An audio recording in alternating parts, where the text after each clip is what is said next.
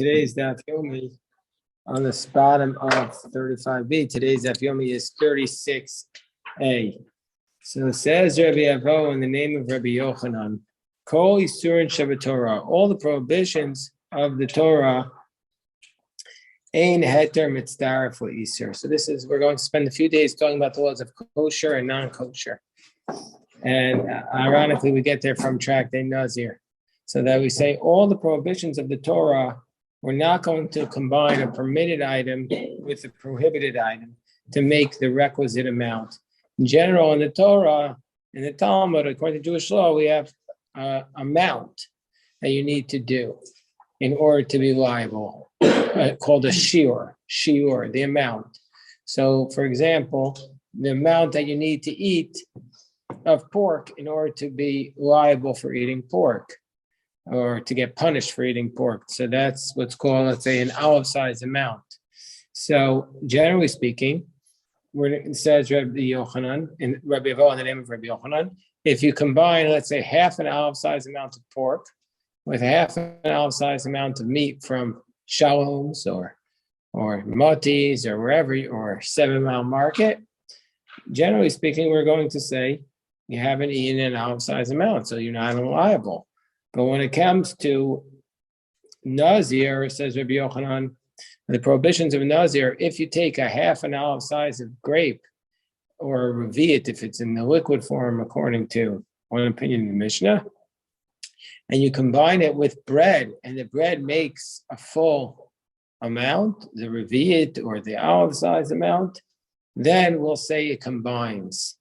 And the source for this is Sharei Amra Torah Mishrat. The Torah uses the word, it says in the Torah, Miyayim Mishechar, Yazir Chometz Yayim Chometz Shechar Lo Yishtev, V'chom Mishrat Anavim Lo Yishtev. Anything that the grapes are soaked in, you cannot drink. So that's referring to a case where you soak the bread in the wine, and you can't drink the wine, and you can't eat the bread then. Now, obviously, the wine doesn't have enough on its own, because what else are you adding to it? It's soaked. So it must be that the bread and the wine combined to be the specific amount, and still the Torah says it's prohibited. Comes along Ziri, and Ziri says on the top of our daf on 36a, Ziri says, I'm going to give you another example. Ziri Omer, Af Saor Babal Taktiro. Saor is sourdough. So the sourdough is what they used to use. They didn't sell packages of yeast, so they used a starter dough. So there's a prohibition from the Torah that you're not allowed to make on the altar an offering of sourdough, an offering of yeast, of leaven, chametz. So the two exceptions of things in the Beit HaMikdash were the 2 loaves of bread on Shavuot, Reshit Bikurei Ad Matcha, and also the prohibition, the Korban Todah, you also ate it with chametz. But other than that, you didn't even have any chametz in the Beit HaMikdash at all.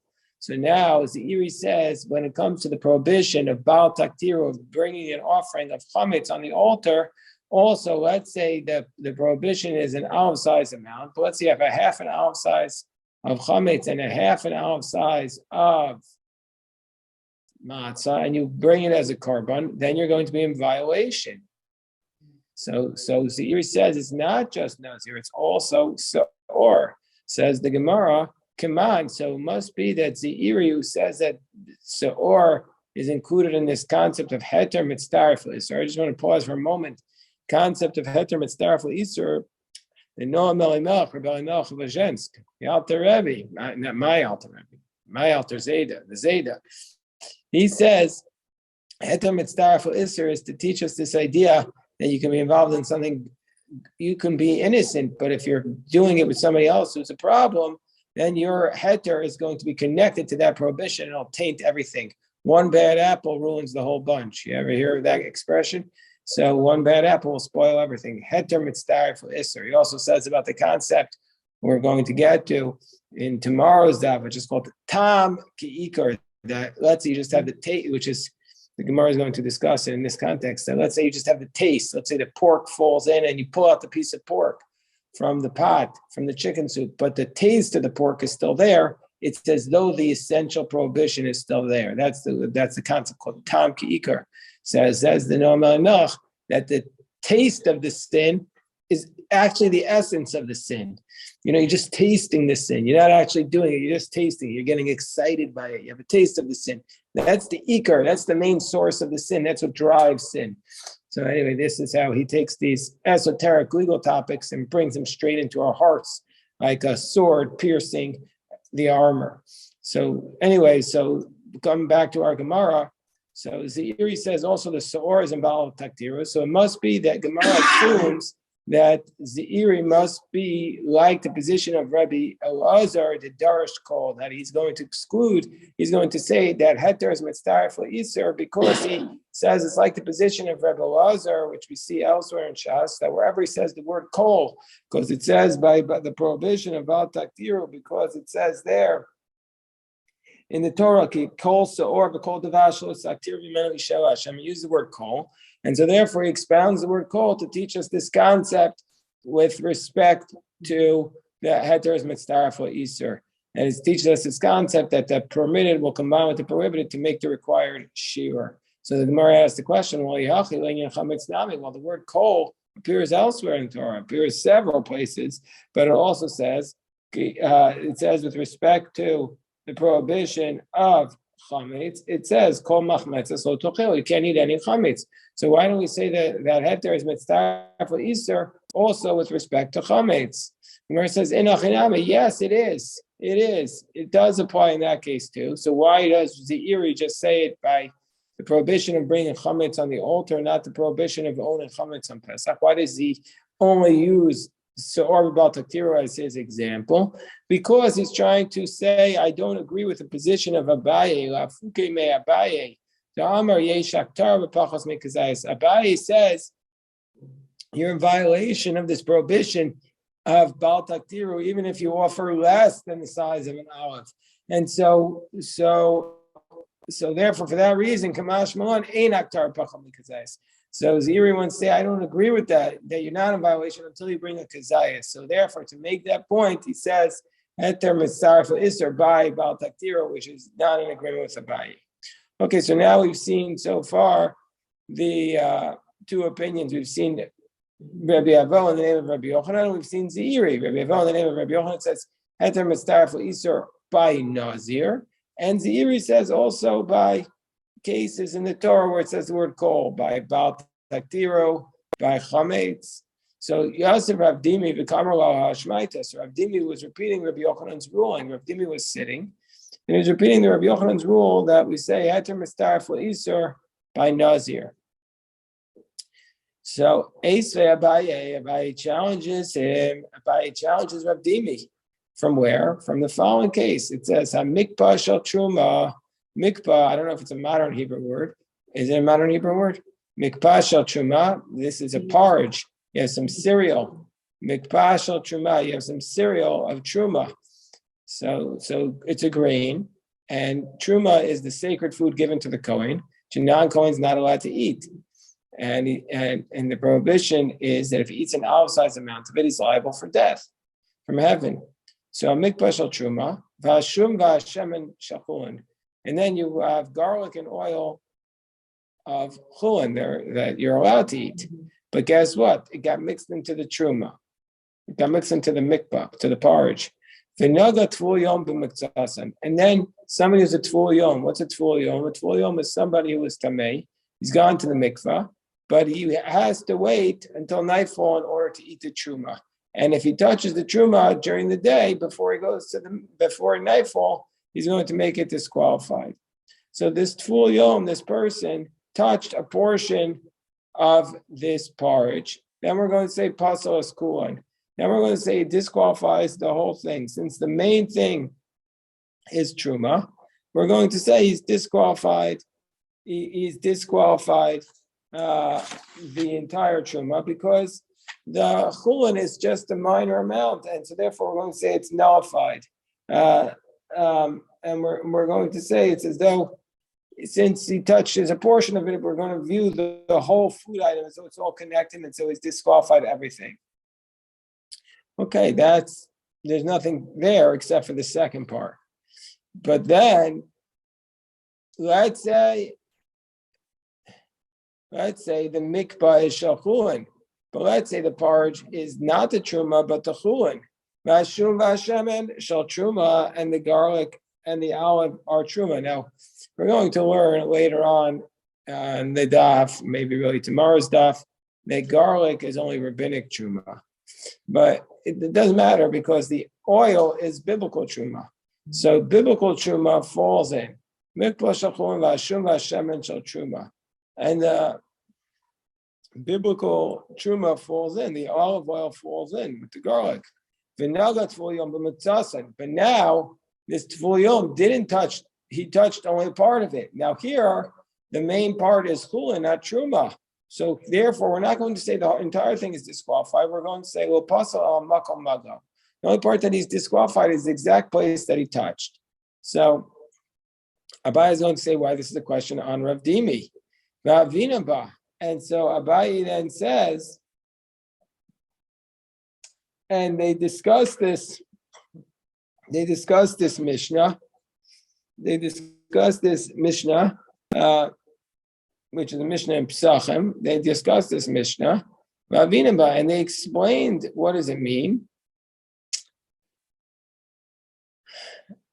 Makom magao amai pasal. Why is the place where he touched it? Why is it disqualified? Meaning to say, the garlic and the oil should have been nullified by the majority of the porridge of the chulin. So therefore, the place where they touched it should be not considered tamei. So why was it tamei? The Amarabba Babrachana. What's the reason why that portion, why the place where you touch it is going to be considered disqualified? Why don't we say that minute amount is nullified by the larger porridge of corn? So the Gemara explains, so the reason is that because a non-Kohen would get lashes, if a non-Kohen would eat an olive-sized amount of this porridge, you'd be liable lashes. Because that, and what's the reason why we get lashes? Because it'd be as though he's eating an olive-sized amount of truma. And what's the reason? Because biblically speaking, truma is not nullified in the majority. And so therefore, even though there is in a majority of the porridge is chulin, nevertheless, we're going to say that there is on this truma obligation for lashes if you eat it. And so therefore, also with respect to tuma, we're going to say that if you touch it, that part that you touched is going to be disqualified. So let me repeat it. If you just have the porridge of chulin and the little oil got poured in, and the oil was truma, and you touched a portion of the porridge, we're going to say that since if you would have eaten that porridge, an olive-sized amount of that porridge, and we'll get back to that point, a very, very crucial point. Since if you would have eaten an olive-sized amount of that porridge, we're going to say the non-Kohen would have gotten lashes. Therefore, if he touched it, the Tvul Yom is going to make it disqualified. And now Abai asked the question. So my time, what's the reason why Rabbi Yochanan says that the non-Kohen would get lashes for it? What's the reason? Even if he does eat this portion, he didn't eat an olive-sized portion of the truma, because the truma is just a small amount of it. So why is he getting lashes for eating the truma? The truma is just a small amount there. He didn't eat an olive-sized portion of the truma. Oh, so we have to say, on the top of 36b, it must be la mishum teheter mitzdaref iser. Isn't this proof that we're saying on top of 36b that the reason why if you eat that amount in olive size you're going to be liable is because the heter is mitzdaref to the iser, because the permitted amount is going to be liable, is going to be connected to the prohibited amount. And so therefore it doesn't disprove that Rabbi Yochanan says heter mitzdaref iser. And it's not just the case of Nazir. So how can you say that Rabbi Yochanan says that he says heter mitzdaref iser only by Nazir? Here we're saying he says heter mitzdaref iser by this case of the truma. So Amarle, so Rav Dimi responds to Abaye, no. Well, my kazayas, what does it mean when it says that he ate an olive size amount, not that he had 1 spoon with an olive size amount and had some truma and mostly chulin. That's not what we're talking about. We're talking about is dika kazayis b'chtei achilas pras.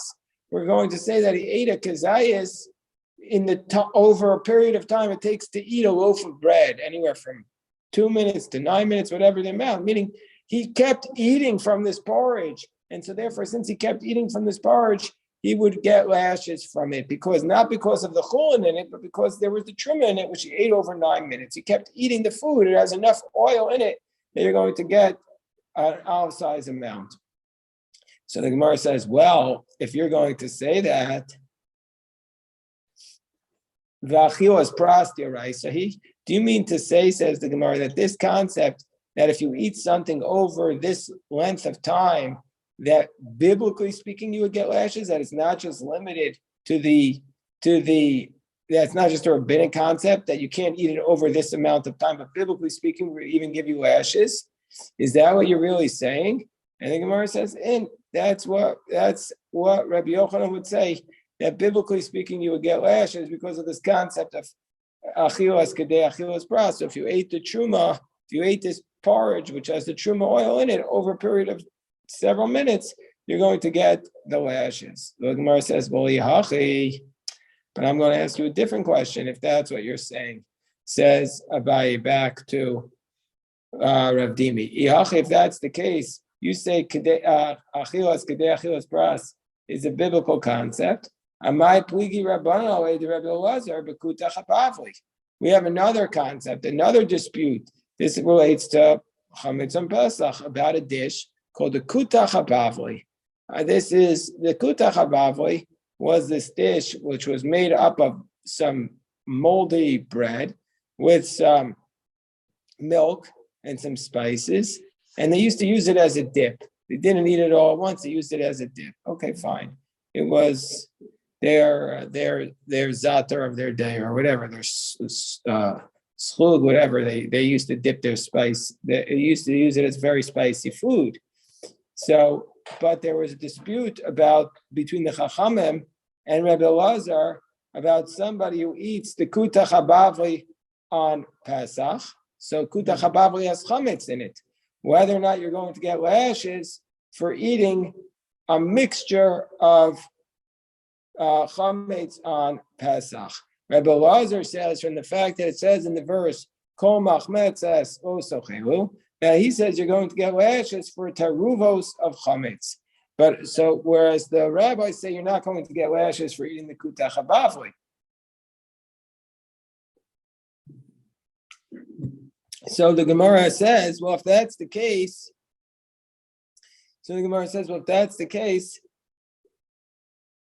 if you're saying kedei achilas pras is d'oraisa, then according to the rabbis, you should anyway get lashes for eating the kutach habavli, because even though you're not getting it for eating, you're not getting the lashes for eating an olive-sized part of the kutach habavli at once, because it's, the rabbis say, because there's a lot of non-chametz in it. But according to, if you say kedei achilas pras is d'oraisa, you're going to eat it over several minutes.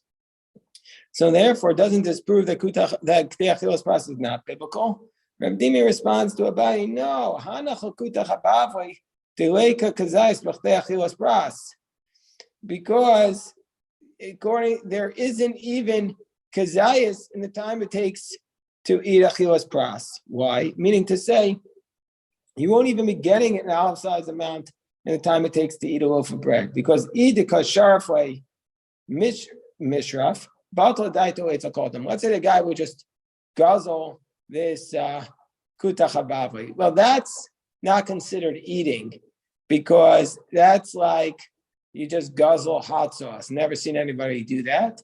So then we're saying that's not considered eating to make you liable, because even though you ate it like that, we take what you did and we are batla daito etzel called, and we say most people don't eat like that. Since most people don't eat like that, we don't care what you did. We look at what everybody else did. And this teaches us the concept that somebody doesn't have the right to go against the world. That your actions, batal daito etzel called, and we look at the actions of the whole world before we look at your actions. And that's how we determine it. And number two, He mishtar kashatar. If you would just be dipping it in slowly, then it wouldn't even get to an outsized amount. It's a very, very sharp food. How much hot stuff do you put in your thing? A little drop. You're not going to put in more than that. You're not going to eat in the time it takes to eat a loaf of bread. And that's why the rabbis say you're not going to be ever liable for eating the kuta chabavli on Pesach. So the Gemara says, Abai is still challenging Rav Dimi. Again, Rav Dimi had said over this teaching of Rabbi Yochanan that Heter Mitzdarfel Isur is said by the laws of Nazir. So Abai challenges, and then he has to say that Kedei Achilas Pras is biblical. Those are the things that were a development of Rav Dimi said. So Abai challenges him. Let's say if Shtei Meduchos. A Meducha is a bowl where they used to crush the spices in it. So let's say if Shtei Meduchos, 2 bowls in front of you filled with spices. Achas shel truma v'achas shel chulin. One has truma spices and one has chulin spices. U'fanav shetei kederos. And in front of him are the 2 pots. The 2 pots in front of the 2 bowls are 2 pots. One is a pot with truma food and one is a pot with chulin. One is like vegetable soup, when the other one has, both have vegetable soup, but one is truma vegetables and one is chulin vegetables. So then the spices fell in, and we don't know which spice fell into which pot. We don't know if the truma fell into the truma, in which case the Kohen could eat it, or the truma fell into the chulin, in which case the non-Kohen can no longer eat the chulin. So we're going to say that under those circumstances, we're going to say that under the Brisa says Shtei Mutaris, that both of the pots are going to become permitted. Why are both pots permitted? Shani Omer, because I'll argue I'll argue that the spices of chulin fell into the pot, which was chulin, so the non-Kohen can continue to eat it, and the truma fell into the pot of the truma, and therefore it's the same status. So Abai says to Avdimi, if you want to make your claim that if you eat it within the time it takes to eat a loaf of bread, it's biblically in violation, why can we be lenient here and say that we could assume that the truma fell into the truma? Why can we be lenient? You're going to be possibly eating a biblical violation, and then you're going to be, it's a suffix deoraita, and we should be strict about this doubt about a biblical law. Elamai. So what's the reasoning why we say it? So Rav Dima responds to Abai. So he said, okay, you want to say that I'm wrong when I say Heter Mitzdarfel Isur only by Nazir. So you want to say what's the reason why it's prohibited?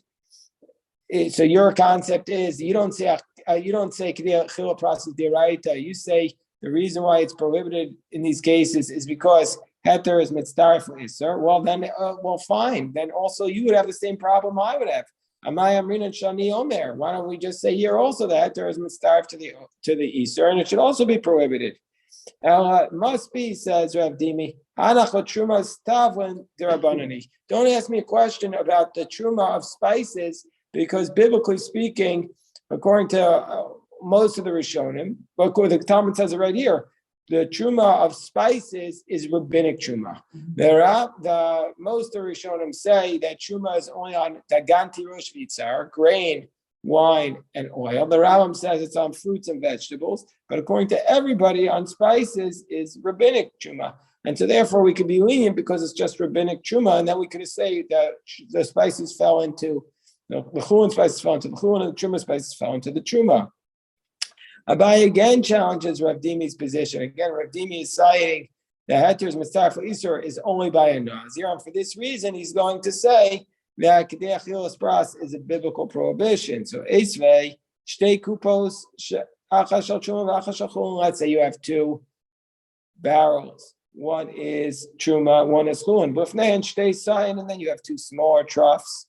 Achas Shel Chulin, Achas Shel Truma, V'nafu Elu Toch Elu. And then some from the barrels fell into these troughs, and we don't know which one fell into which. Did the chulin fall into the truma or into the chulin? Shnei mutarin, the same rule we gave before, that we are going to allow both troughs. Shani omer chulin to chulin nafel. We're going to say the barrel of chulin fell into the trough of chulin, and truma to truma nafel. So here too, says Abayit Rav Dimi, this is from the Braisa, the Isal Kadaitoch, Kazayas Bachtechilas Pras Asar. If you want to say that the Kazayas in the time it takes to eat a loaf of bread is going to be prohibited, biblically speaking. Amay Amrina and Shani Omer. Why do we say Shani Omer here? It's just a rabbinic prohibition. I mean, it's a biblical prohibition, so why can you be lenient? So Gemara says that Abaye continues on top of 37a. He says, Bishlam Oladidi, it makes sense according to me. That means Mishum Deheter Mitzdarf Isser. The concept makes sense according to me because I say the Heter is combining with the Isser. And that's why we could be lenient. Why I could go in the Nefishi Chuan, because so why could I be lenient here?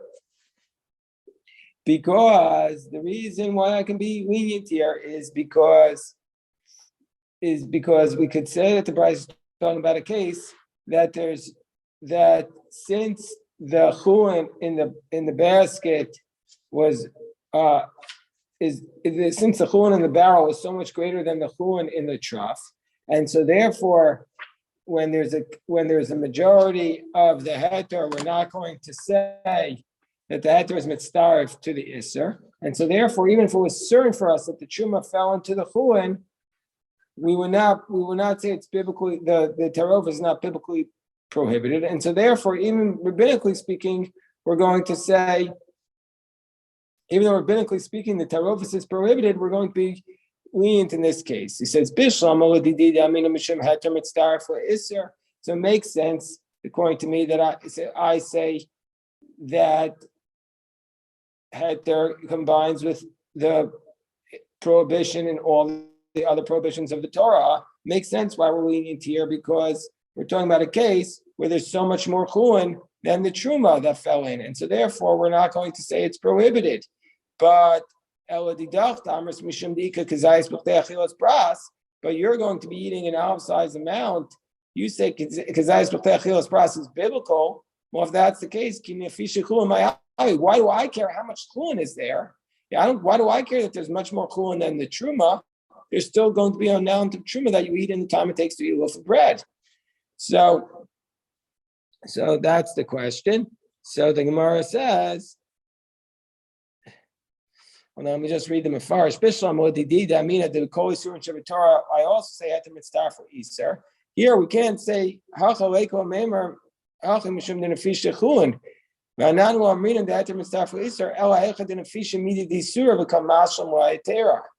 so anyway, we'll say here, so what's the answer? So Amalei, Hanacha Truma Bisman Zed Rabbani says, no, Truma nowadays is rabbinic. So all these questions is not going to be a question. All these questions from Truma that you're raising, Truma nowadays is rabbinic. And so therefore we're not going to be concerned about Kazayis Achilas Pras. Why is Truma nowadays rabbinic? The reason why Truma nowadays is rabbinic is because the Kedusha of the sanctity of the land of Israel was nullified. And so therefore Kedusha nowadays is rabbinic. That's what the Rashba says. There's other explanations of why the Kedusha nowadays is rabbinic, but that's the basic idea. So that's the sugya for today. If anybody has any questions, I'll be happy to address them. Okay.